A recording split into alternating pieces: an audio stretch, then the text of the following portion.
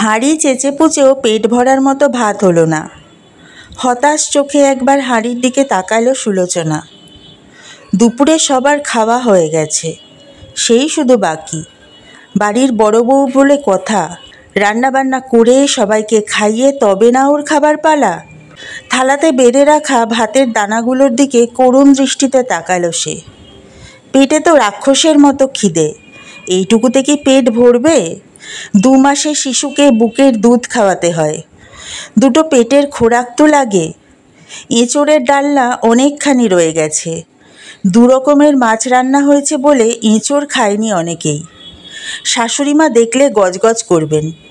এ বাড়িতে একবেলার রান্না আরেক বেলাতে খায় না কেউ।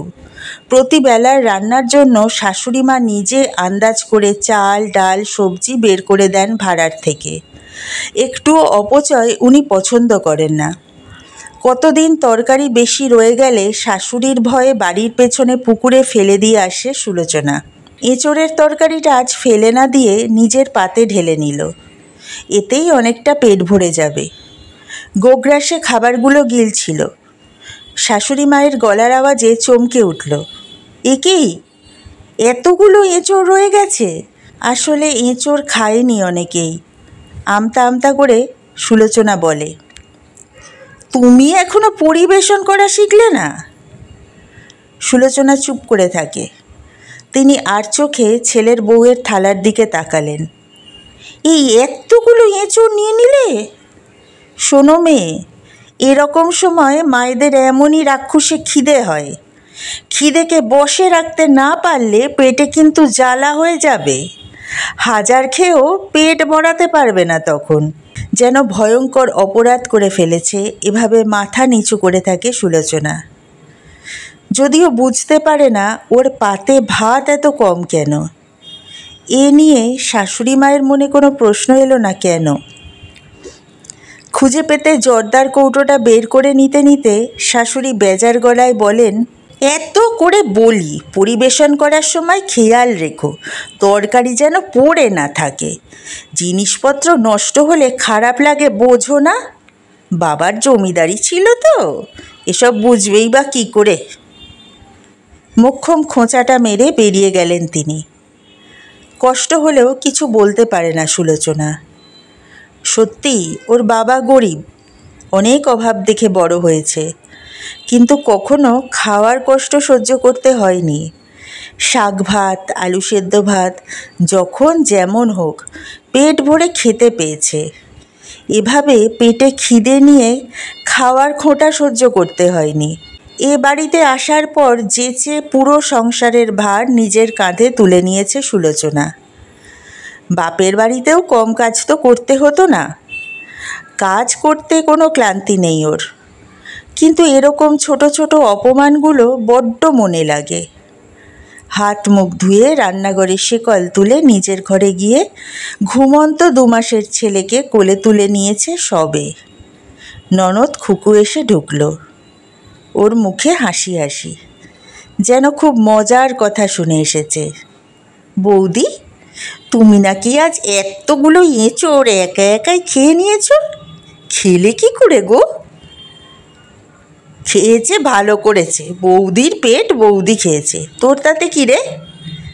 দাদাকে বলে দেবো এবার বাড়ি আসার সময় যেন এত বড় একটা এঁচোড় নিয়ে আসে।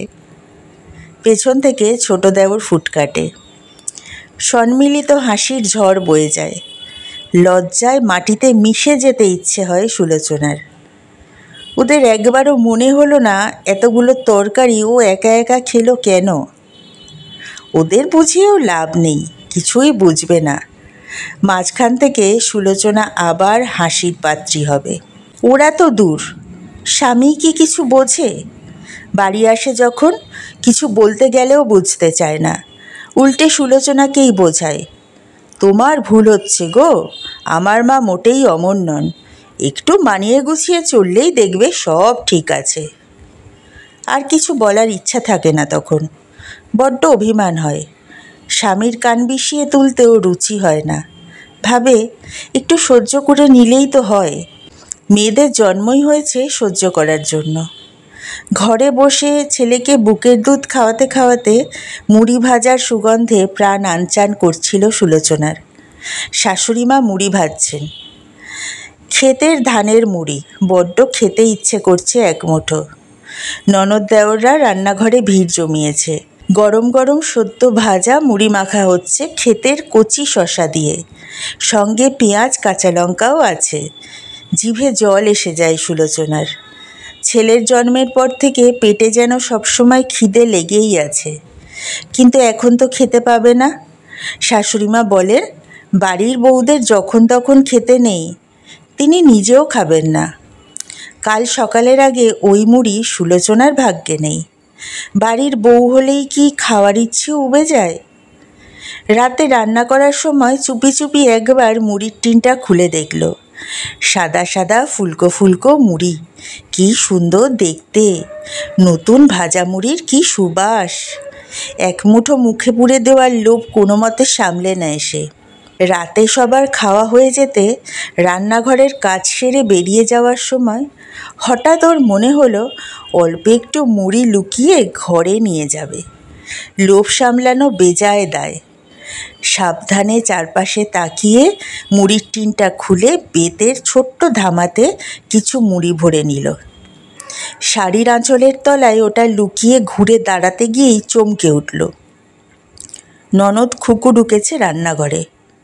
বৌদি, মা বলল দুধটা আবার একবার জাল দিয়ে দিতে। আচ্ছা। মাথা এলালো সুলোচনা। ওর বুক ধরাস ধরাস করছে। চলে যেতে গিয়েও ঘুরে তাকালো খুকু। তোমার আঁচলের নিচে কি লুকিয়েছ? কিছু না তো। সুলোচনার মুখ সাদা। কিছু না?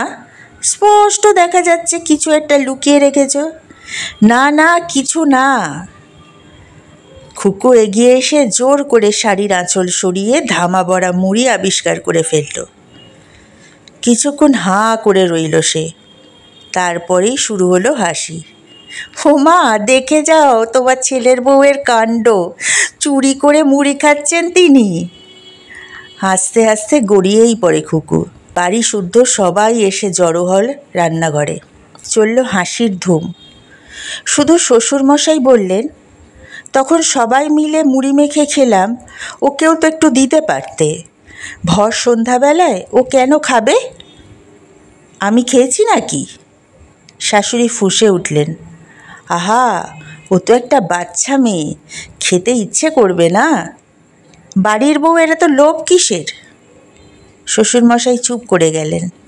সুলোচনা লজ্জায় মাথা তুলতে পারছিল না। কেন যে এমন বোকার মতো কাজ করলো, লোভটা কি সামলে রাখা যেত না একটু? দিন 7 পর এক বিকেলবেলায় অজয় এসে হাজির। সবার জন্য কিছু না কিছু নিয়ে এসেছে। ওকে ঘিরে কলরব করছে সবাই। সুলোচনা দূর থেকে দেখছিল মানুষটাকে। বুকের মধ্যে তখন থেকে চলছে লাবডুব লাবডুব।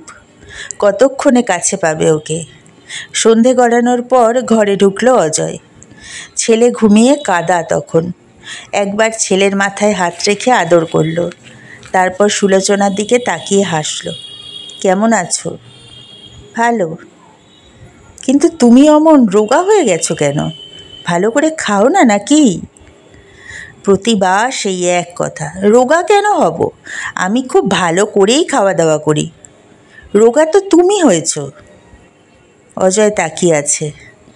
বাচ্চা হওয়ার পর একটু অমন হয়ই, গম্ভীর মুখে বলল সুলোচনা। তাই বুঝি? হেসে ফেলল অজয়। লজ্জা পেয়ে সুলোচনা বলল, আমি রান্নাঘরে যাই, কাজ আছে। রাতে ভাত খেতে বসেছিল সবাই। অজয় আসাতে অনেক কিছু রান্না হয়েছে আজ। সুলোচনা পরিবেশন করছিল। খুকু হঠাৎ হাসতে হাসতে বলল, তোর বউ চোর রে দাদা। মানে? চমকে উঠেছে অজয়। চুরি করে মুড়ি খেতে গেছিল। খুকু এখনও হাসছে। অজয় হাঁ করে তাকিয়েছিল। পুরো ব্যাপারটা বেশ মজা করে করে বলা হলো ওকে। সুলোচনার মুখ কালো হয়েছিল। সবটা শুনে অজয় কিন্তু হাসল না, গম্ভীর হয়ে গেল। মায়ের দিকে তাকিয়ে বলল, ওকে চুরি করে খেতে হলো কেন মা? শাশুড়ি চট করে জবাব দিতে পারলেন না। বাকিরাও চুপ হয়ে গেছে। অজয় আর একটাও কথা না বলে চুপচাপ খেয়ে উঠে গেল। সবার মুখে একটা অস্বস্তির ছাপ। রাতে নিজের ঘরে বন্ধ দরজার ভেতরে অজয় বউকে বলল, তুমি কি নিজের ইচ্ছে মতো খেতে পাও না? সুলোচনা কেঁদে ফেলল হু হু করে। অজয় সেদিকে তাকিয়ে আরও গম্ভীর হয়ে গেল। কিছুদিন বাড়িতে কাটিয়ে ফিরে যাবার সময় মাকে বলল, 2-3 মাস পর আমি এসে সুলোচনাকে নিয়ে যাব। চমকে উঠলেন অজয়ের মা। ছেলে তো এই 2 বছরে কখনো বউকে নিয়ে যাবার কথা বলেনি। ভয়ে ভয়ে বললেন, কেন রে বাবা? আমার ওখানে একা একা থাকতে কষ্ট হচ্ছে মা। চুপ করে রইলেন তিনি। ছেলে হঠাৎ কেন এই কথা বলছে কিছুটা আঁচ করতে পারলেন, কিন্তু কিছু বলার সাহস নেই। ছেলেও যে এ ব্যাপারে কিছু বলবে না জানেন। বড্ড চাপা তার বড় ছেলে। সুলোচনা যেন আচ্ছন্ন হয়েছিল একটা ঘোরে। সত্যিই কি অজয় ওকে নিয়ে যাবে? স্বামীর ওপর বড্ড অভিমান ছিল ওর। ভাবত স্বামী ওকে বোঝে না। এখন মনে হচ্ছে ও নিজেই বুঝতে পারেনি মানুষটাকে। আর কেউ না বুঝলেও অজয় ঠিক বুঝতে পেরেছে ওর কষ্টটা। দীর্ঘদিনের অসম্মানের জীবন থেকে মুক্তি আসছে অবশেষে। ছলছল কৃতজ্ঞ চোখে বরের দিকে তাকালো সে। অজয়ও গভীর মমতায় তাকিয়েছিল রোগা বউটার দিকে। একটু দেরি হয়ে গেল ওকে বুঝতে।